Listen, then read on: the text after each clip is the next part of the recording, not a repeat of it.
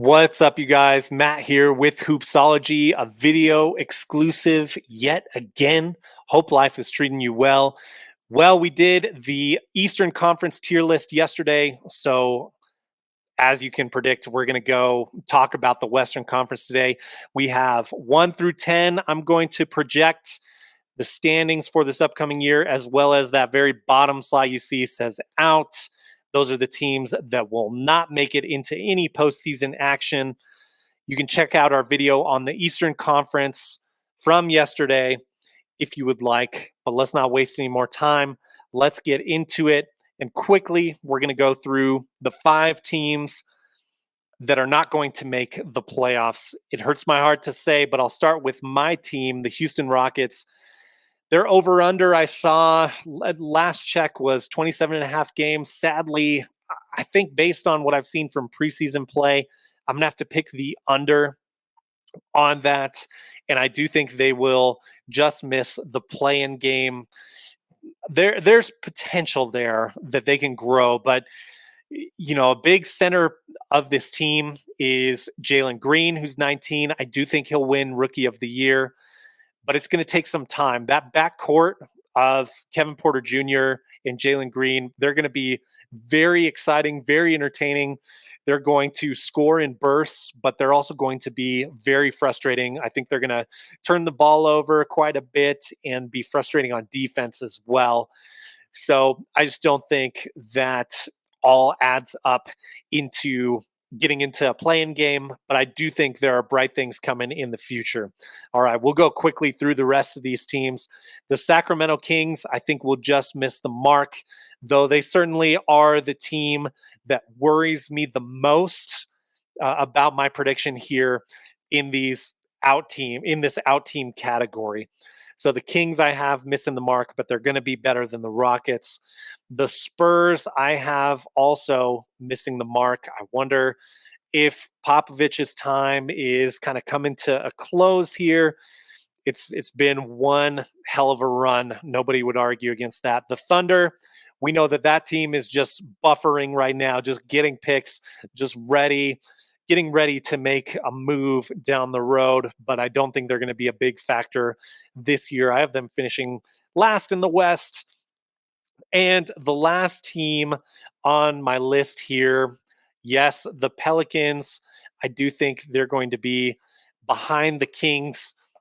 This is another team that potentially worries me if they actually get it together and if Zion can stay healthy and play more extended minutes. We're hearing he has some sort of foot injury to start this season, so it's not looking good leading into tip-off. Now let's go ahead and get into some actual rankings. This, I have to give a shout out to Alan Munzler. He made me buy in to the Timberwolves. So if they fail, I'm just totally going to point the finger at him. Just kidding. But I do think the Timberwolves have some more veteran leadership coming in the roster this year with Patrick Beverley. And of course, they have Rubio returning. I do think this team can work their way into a play-in game. The 9 seed, I have the Memphis Grizzlies. This is, of course, a play-in team from last season. I think Ja Morant can continue to grow. This team could place even higher than this. But looking at seeds 5 through 8, this is the most difficult to choose from. I think a team that's going to make a big downshift for obvious reasons. Kawhi Leonard isn't there. So I have the Clippers at number 8 on my list. We'll see what happens with this team being led by Paul George. He had a great postseason, but has not been super inspiring as a team leader in the past. They could certainly place higher than the 8th seed, but it's tough for me to pick them over the teams coming up on this list. At 7, this one, I'm prepared for you guys to disagree with me on this one, but I've got the Blazers. I think there may be some Dame Lillard blowout. Basically, the story of this team for the last couple of years is I love Damian Lillard, but that's about all I can say for this team. They don't play defense very well. I hope Chauncey Billups as head coach can change some of that. But I do wonder if Damian Lillard is just going to get tired of carrying the torch for this team, if there's some fatigue from last year and the effort that he put in. We'll see what happens. That's not me doubting Dame. It's just there are other teams that I feel are moving up and have younger talent that can bolster a run better than the Trailblazers do right now. But let me know your guys' thoughts on the Blazers specifically. At number 6, I have the Warriors.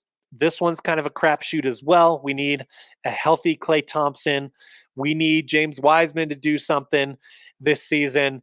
But the way Curry finished the season last year, this team still making it into the play-in tournament tells me that they can be a lot better if these guys are healthy. Again, that's a gamble. It's a bet. It's a big if. But I could definitely see this team being the 6th seed. I could see this team being a factor in the postseason if Klay Thompson is even 80% of what he once was. At number 5, I think this team is going to be up and down during the regular season. I think this team is dangerous during the postseason. Yes, even with Jason Kidd as the head coach. I've got the Mavericks at number 5. I think Luka is going to make another leap. I think they're just going to be better overall this year across the board. They do need help on defense. They need to be better there. Hopefully, they have some help with assistant coaches, or maybe Jason Kidd has some new tricks up his sleeve. And maybe he's got some secrets about the next team on my list, which I certainly think is the team with the highest ceiling in the West, but I think it's the team that's going to rest the most. That's the Lakers. You guys have heard a lot about the Lakers all postseason, so I don't need to spend too long here. This would be the team I would say is most likely to come out of the West, but I predicted in our season preview that you guys can go back and watch if you don't believe me. I do think one of the surprises of this postseason is the Lakers are not going to make the finals. We'll see what happens. Regardless, of course, I hope this team stays healthy, and I hope we get, Lakers versus Mavericks would be fun. If this is the first round matchup, this 4-5, as is projected here, I think Lakers Nuggets would be fun. And I think Lakers Suns rematch with healthy squads on both sides. Let's see how that really plays out a year later. It did seem like the Lakers were going to beat the Suns before all those injuries came up. Let's maybe get a chance to settle it this postseason. At number 3, speaking of the Suns, I've got them here.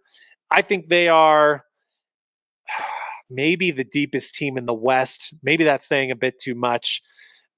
The Nuggets are pretty deep too, but I think as far as like top level talent goes, I think the Suns are that team. But I think you're going to give Chris Paul a little bit more rest this year. You're going to not chase for the 1 seed as hard as you did last year. Probably just try and pace yourselves to be in a position to have home court advantage and to have your record be higher than the Lakers. Number 2, I think even in spite of the Jamal Murray injury, I have the Nuggets here at number 2. I still think they're deep even without him. Michael Porter Jr. hopefully sees this season as a season of urgency to prove his value for the doubters and the critics for him getting that contract extension. Hopefully he doesn't step off the gas pedal. There certainly is potential for that. But if this team is together, if this team is mostly healthy, even having to wait for Jamal Murray until the spring, I think this team is deep and a real threat. Jokic is still going to be amazing. Potentially another MVP caliber season for him. I don't think he wins MVP again this year in back-to-back seasons, but I do think the performance will be there. So the Nuggets at number 2. I was too high on the Nuggets last year, so this is a little bit dangerous for me. I had them projected to be the top seed in the West, and obviously that did not happen. The team that was the top seed that I am now going to pay respect to by saying they will be the top seed again this year. A lot to do with work ethic, and because they are a tough matchup during the regular season, I also see Donovan Mitchell improving. That's, of course, as you can see, the Utah Jazz. So here we have it, 1 through 10. Number 1, the Utah Jazz. Number 2, the Denver Nuggets. Number 3, the Suns. Number 4, the Lakers. Number 5, the Mavericks. Number 6, the Golden State Warriors. 7, the Trailblazers. 8, the Clippers. 9, the Grizzlies. 10, the Timberwolves. Let me know in the comments where you guys think I'm right, where you guys think I'm wrong, where you guys think I am way off base here. I hope you enjoyed the video. Have a great week, you guys. We will be in touch soon with more regular episodes. Be sure you're subscribed to the podcast so that you get that full content. Please give us a subscription here on YouTube. We're going to be doing short videos from our guest interviews and from the show throughout the season. Looking forward to bringing you that content. Take care, you guys. We'll see you again on the next video. Peace.